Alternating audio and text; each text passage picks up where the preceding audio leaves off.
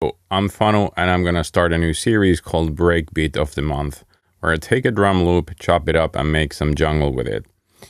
Today, I'm gonna start with the only relevant choice, the Amen. I got this 7-inch that I've sampled, and let's do this. I'm gonna chop it up. I got it right here.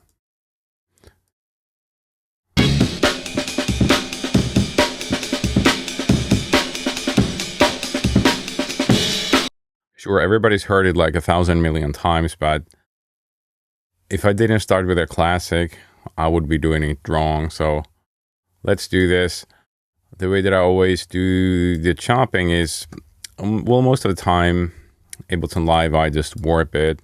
So let me quickly warp this and go by that. I can kind of visually, I can see these spots. What matters to me is creating these little markers to each drum hit. Like literally every single drum hit has to be marked, and then I'll chop it. I could use another sampler, but I'm trying to keep it sort of non-DAW specific. So, or as little DAW specific as possible. Let me try with a metronome. Yeah, I messed it up. Okay, that's bar 2, clearly. Yeah, messing it up. So, yeah, you gotta do a little checking.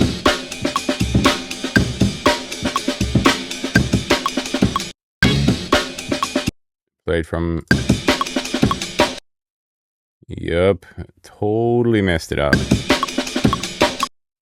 So that's bar 4. And that's it. I want to get the last crash kick in there too.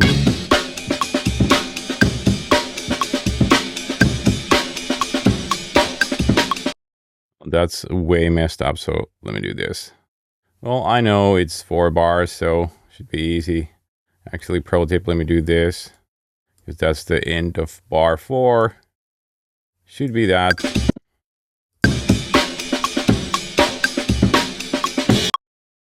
And fix that. So yeah, one thing I want to add is, this is a thing that I have been discussing with some nerds a few times, because you have this crash kick. So with Amen, the question sometimes is like, are you going to keep this as one sample, or will you cut here? Because technically there's like a crash symbol here. So I've often cut it here as well. So I'm going to create that marker. And that should be it. I'm going to do this sliced in a MIDI track. And I'll probably mention it before. I have this sampler preset. If you don't have it, you can ask me and I'll link you to it. So I hit OK. So create one slice per transient. So it takes into account the warp markers and these gray warp transient markers. Warp markers are the yellow ones, and the gray ones are the transient ones. So this should be giving me 46 slices. Let me one last check. It's hard to talk and do brain activity at the same time. I'm a simple dude. Looking quite, hey, one thing, that's gonna need that should be it. So yeah, I think we're good to go. Sliced in a MIDI track, it's a sampler, and let's see what we get. Can be a little loud. Let me try.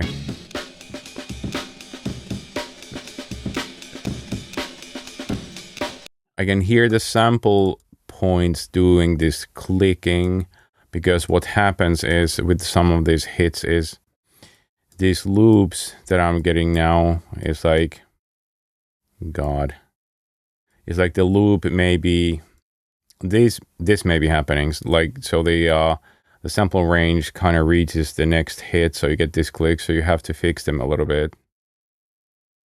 So I'm gonna raise tempo. Amen is one of those breaks that definitely works at slow or fast tempos. Let me go like 165.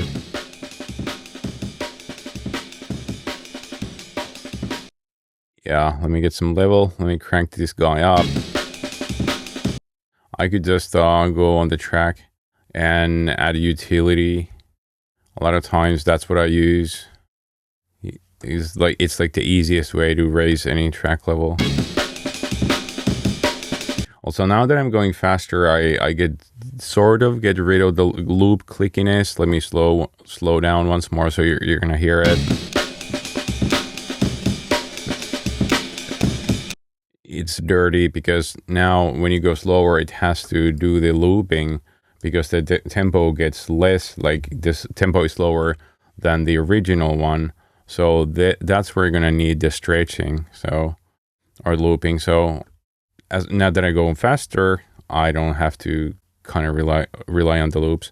One of the things that's interesting, of course, is, let me do this. Let me find the, by the way, I can hear that some of these start points may be off. The thing is always, like, the more work you do here, the less work you have to do with the actual samples, because Ableton Live gets these pretty well, but sometimes when you're on the working with the samples, you're gonna hear that, that's something's a little off. So that's the thing. But drums usually take time, but I don't want to get like too nerdy. And here you see like the loop brace reaches the next hit. One thing that I want to loop nicely is the crash symbol at the end, and I'm using my computer keyboard for this. This.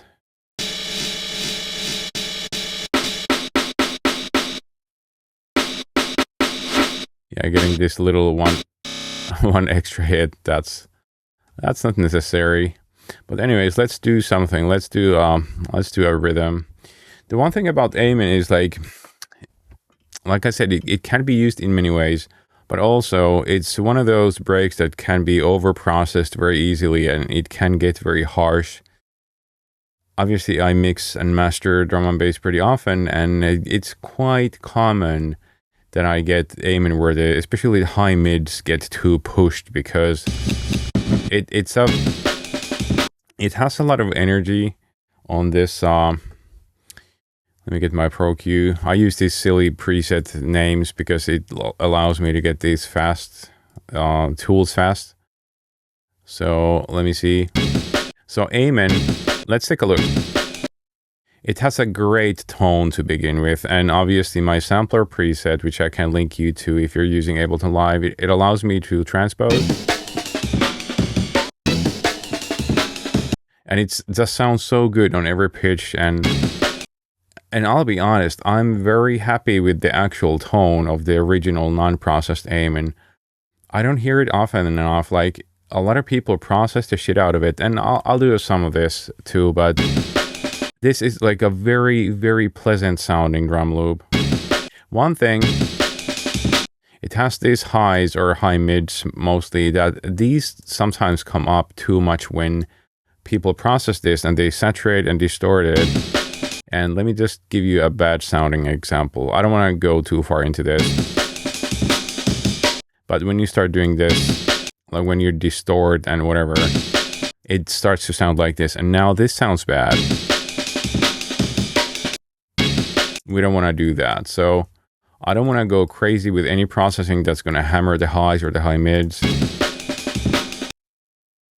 And yeah, let me do whatever. Let me do a rhythm. I'm going to keep the original clip. A lot of times I just like to program my own rhythm. It can be nice with some drums, especially the ones that haven't been used so much. I feel like I want to keep the original groove, but whenever there's something that has been done 1,000 million times, I just want to start from scratch. It's always been like the part of the chase for me to just do something, and trust me, these series will happen. Even if I did like one every week till I freaking die, I would have those breaks for you. So these will be happening. So Jesus Christ. Yeah, let me leave a little room for velocity. Okay, I'm gonna shut up for a second and do something, because like I said, it's hard to speak and do at the same time. So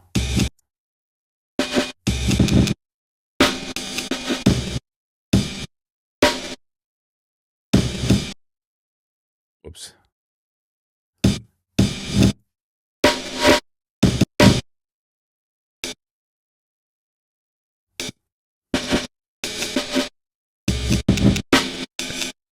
A lot of times I hear the rhythm in my head, like right now, I'm just kind of thinking of how to do it on the grid.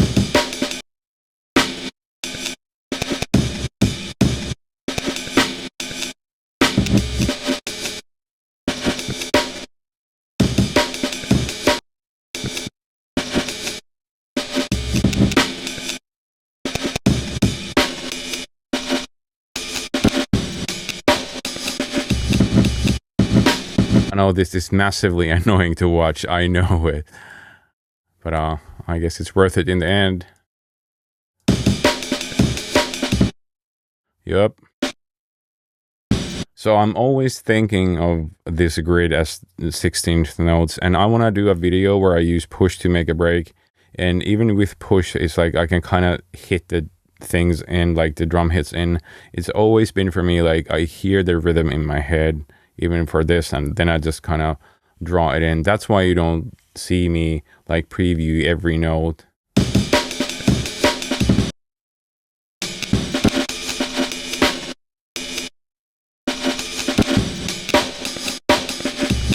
One thing with ghost notes like this, these little chica things, keep them light. It's gonna sound so much better. Because if you do like a heavy, listen to this. Okay, let me continue this from here a little bit so you get some context. I kind of forgot where I was.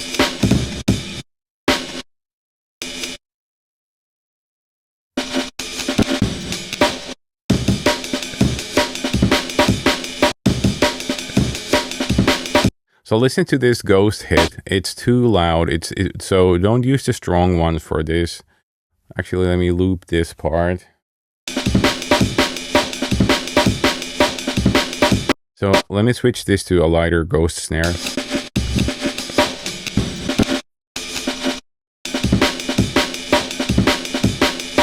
Once more. So drummers don't do this, so you shouldn't do it either. Keep it light.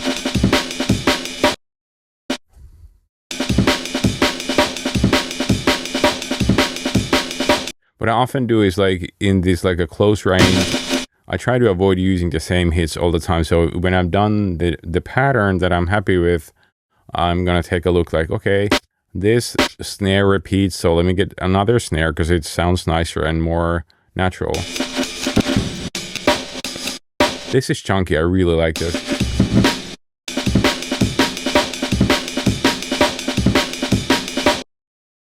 Like I said, it sounds so good, like no processing.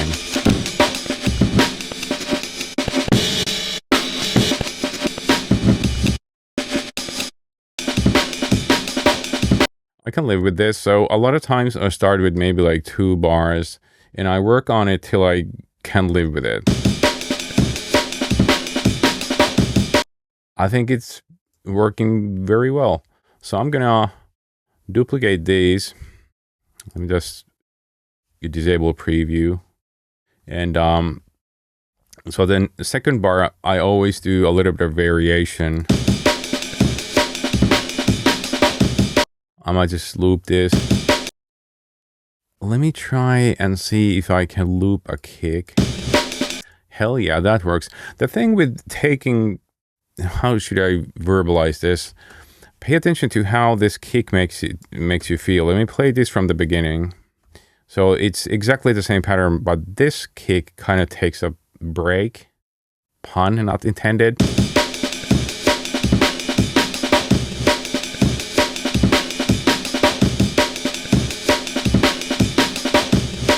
See how it kind of lets you breathe?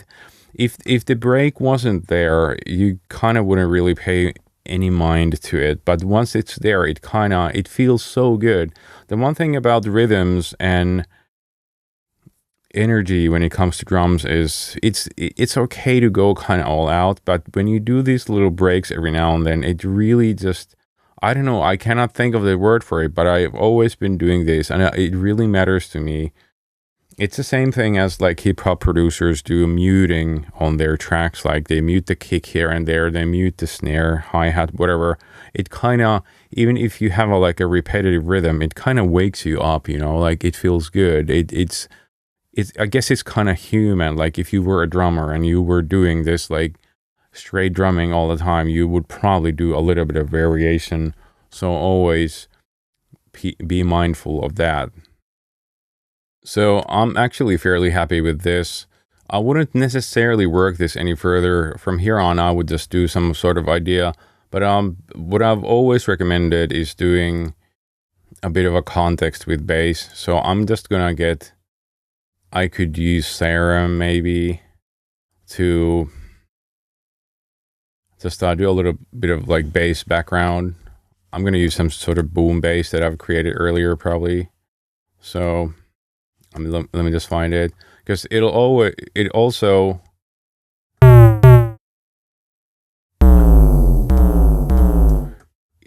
kind of helps you get mixing context for elements.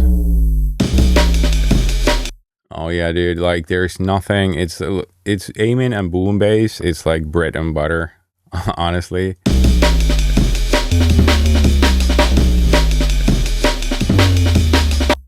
Will that work?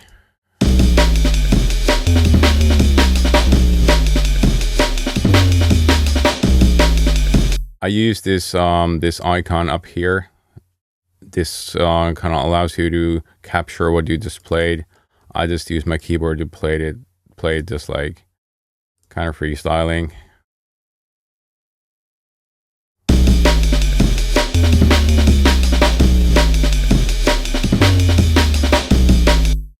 Well, I'm not reinventing the wheel, but I'm making something that would be a fairly nice sound bait for any sort of musical idea. I would now, because now that I get the bass here, it's nicer to listen to for a little longer. So I'm gonna do a variation for the bass here. Maybe like, let's go a little jump uppy jungle, whatever. Like do. Let's make these kind of short. I do have a little bit of release time, and it's gonna click.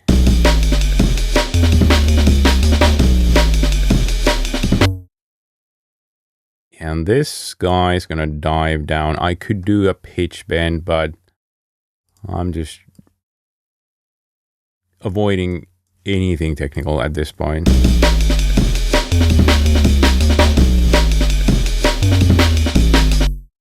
And this guy, I might do like this range once, and this deep dive bass note would happen at the end of 16 bars. So it would work, but let me listen to this like this, how this feels. Should work. Let me also see.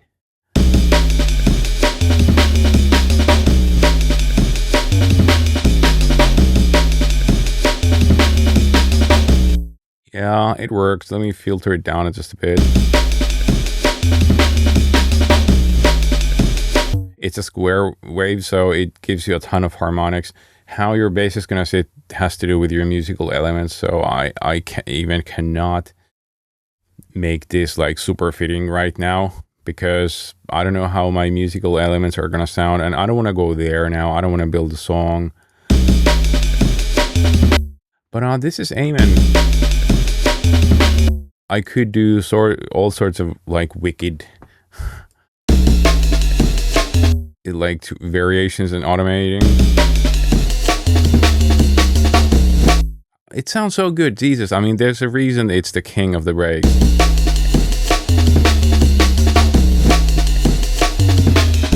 But there's also a reason why it's so easy to, like, why so many people are doing it.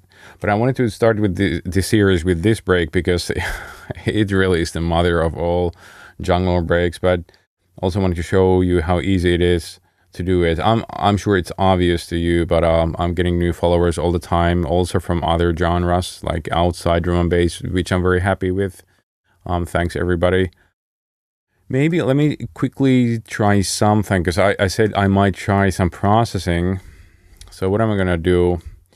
I'm not like a fan of like super distorted, but for the hell of it, I don't even know if it's gonna work. I could probably make it work, but just to keep it Ableton now, let me try Roar. I've literally never tried it on Amen.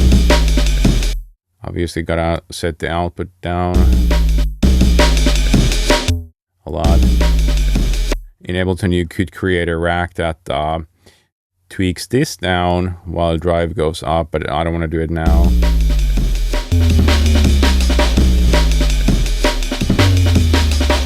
So I'm always trying to set these like so that when you click on and off, you get the same level, because that's very important in terms of assessing if it's good or better or worse. Don't do this. Like don't go too bright with the aim, and it's gonna hurt your ears. Drum bus is always fun because, let me show you. It does do something to the sound by default, and I kind of hate it, but you cannot avoid it. Like it's pushing the high mids. Let me do on and off. And I wish it didn't do that. I've been meaning to kind of find out what it is. That might be an idea for a video. But this is one of my favorite things. It kind of gates the drum sounds now. Makes things a little loud, so let me turn it down just a bit. Like this is instant 90s. Oh my god. So when you go like clockwise, it's almost like compressing the sound, probably technically compressing, because now with this mode, it's like pushing down all the signal between transients, but this is doing the opposite. Like everything between transients comes up, so transients kind of go down. So it's a bit like compressing.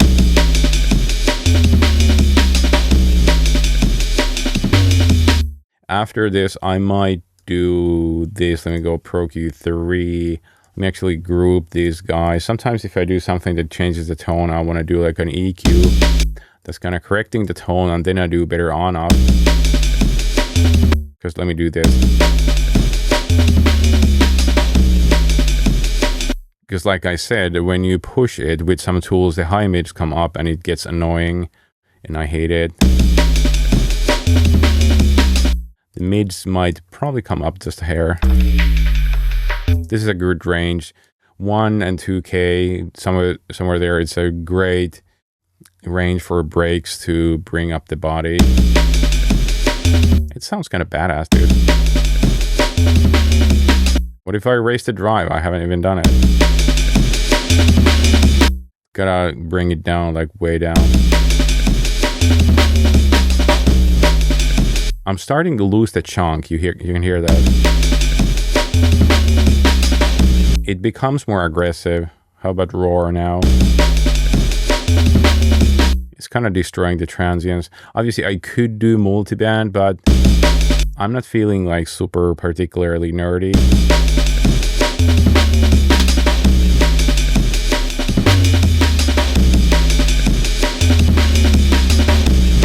It still sounds kind of badass, and it's because I'm cutting the high mids.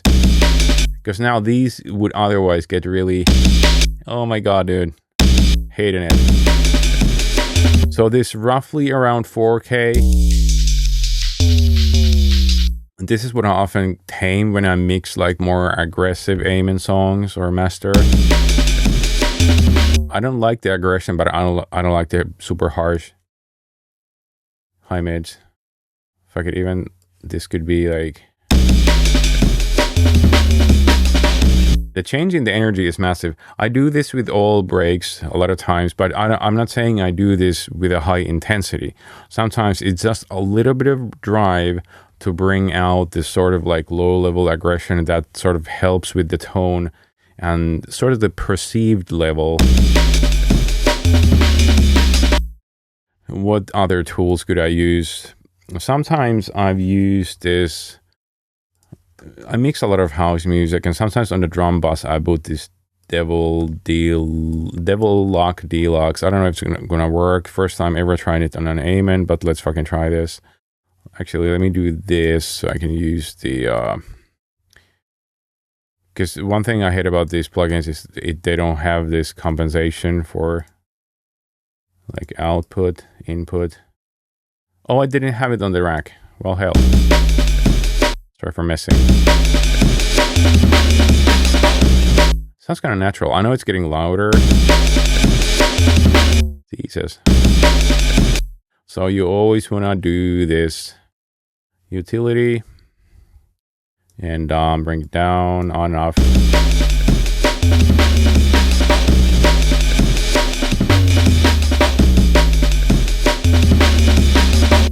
It's destroying the transients too much, but it's in moderation. It can be great. Like I said, I mix house music a lot, pretty much every day.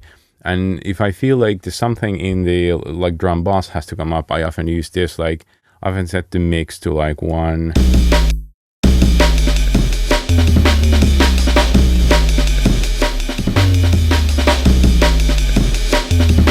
Well, I said I wouldn't get too technical. One recent tool that I've been using is this Oxford Evolution. It does similar things to Drum Boss, but it's third-party plugin. So these transients and sustain may help. Let me try pulling down the sustain to see what it does. See? Super smooth. Fucking, I love it. Because it's like, because it's sort of trying to do doing the same thing as Drum Bus was doing with the transients here.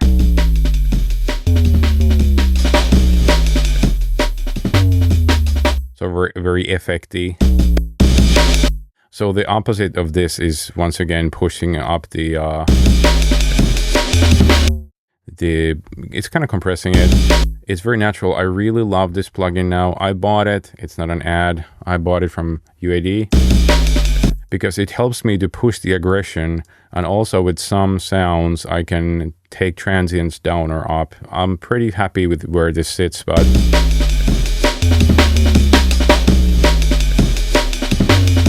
what if I just... Oh, it doesn't make any sense. But this would be something you might just... Like, what I love doing is automate something like this shit at the end of like 16 bars, like maybe a little longer. Yes, dude. I don't know, I've always loved doing this, like a little automation tricks. It's a big joy for me when the song is kind of done to do those like little ear candy type of stuff. Well, maybe you're already getting bored, but oh, one more thing. It's a bit of a extra thought. I often keep this original drum loop because I can take parts of it and maybe get creative and just do a little bit of audio stretching. Let me copy the snare and I'm just going to try it here maybe. There it goes, and I'm going to stretch the shit out of it. So shift drag while it's warped will do this. Just mute it. Yeah, dude. And I'm going to take this one kick part and start it with that like kind of stretchy kick. So just a little pro tip. Keep the audio and use it for stretching the shit out of it. And this warping algorithm has a big effect on how it's going to sound when it's warped, stretched. That's stupid. I love it though. I could do even longer. I'm getting crazy now. Do I love it? I don't know, but I might just throw it in. If you heard my song called Raccoon Acid that recently came out on Metalhead sister label Head State, there's a little like small shit, like a little trickery. I did it with Tal Sampler that I've done a video on.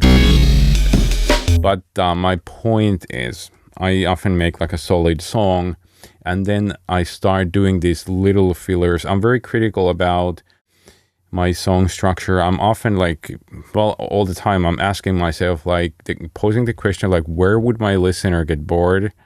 like play the song, and if I get bored for like a second, I do something small. I don't want to do like fucking crazy ADHD editing. It's not necessarily my style, but I do these little tricks like this automation thing that I showed you, these stretches. I do a bit of like bass switching. Like I could take even here, take like a bass, go to my bass folder and just get whatever. I love doing this. This whole randomization has been a part of my music for a long time. I'm just gonna try. Dude.